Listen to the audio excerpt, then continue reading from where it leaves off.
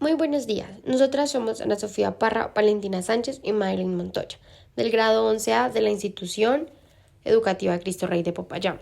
Hoy vamos a presentarles nuestro proyecto titulado Mecánica de Fluidos, correspondiente al área de física. ¿Qué es la mecánica de fluidos? Para empezar, la mecánica de fluidos es una rama de la física que se encarga de estudiar cómo se comportan los líquidos y los gases, tanto cuando están quietos como cuando se mueven. Esta área se divide en dos grandes partes: la hidrostática, que estudia los fluidos en reposo, y la hidrodinámica, que estudia los fluidos en movimiento. Estos dos campos nos permiten entender fenómenos como la presión, el flujo del agua o como el movimiento de un líquido. Puede generar fuerza y energía. Ahora les vamos a hablar sobre la hidrostática. La hidrostática analiza los fluidos cuando están en reposo. Uno de sus aspectos más importantes es cómo la presión se transmite por dentro del líquido.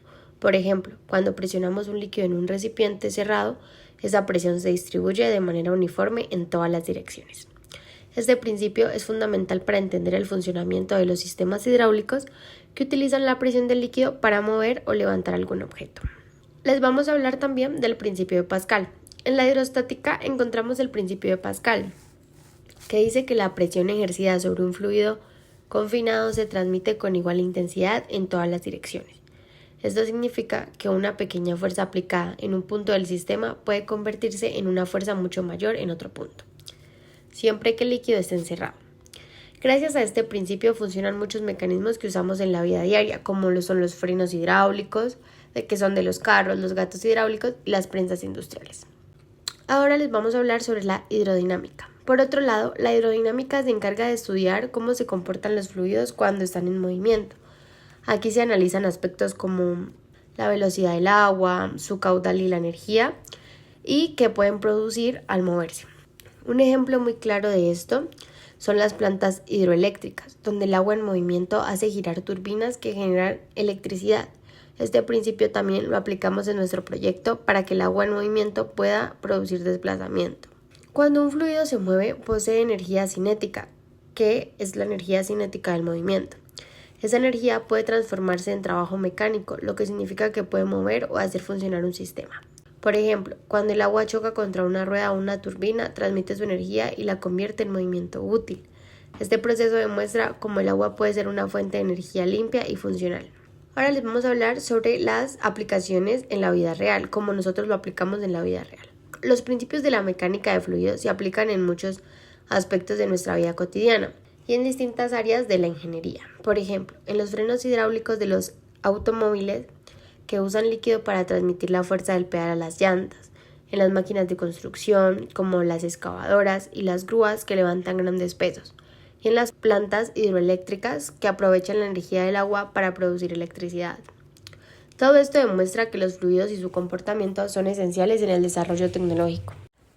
Hola, hoy les vamos a hablar y les vamos a enseñar a cómo hacer un carro hidráulico versión en cartón tipo camión elevador. Como primero vamos a hablar de los materiales que se necesitan. Primero, cartón grueso.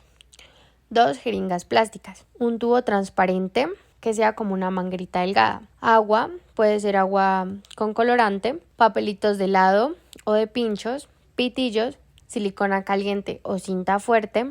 4 tapitas o círculos de cartón en rueditas, tijeras, regla y marcador. Vamos a hablar sobre la construcción de la base, o sea, del chasis. Primero, se corta un rectángulo de cartón que servirá como base del carro. Segundo, se pegan 2 palitos de lado de forma paralela, dejando un espacio entre ellos. Ese espacio será utilizado para colocar la jeringa que moverá el mecanismo. Tercero, en la parte delantera se atraviesa un pitillo para formar el eje delantero. De segundo, vamos a hablar sobre la construcción de la cabina. Primero, se cortan las piezas necesarias en cartón, 2 laterales, una de frente, una parte trasera, un techo y un piso, que son las piezas que necesitamos. Como segundo, se unen todas las partes con silicona caliente formando una estructura hueca.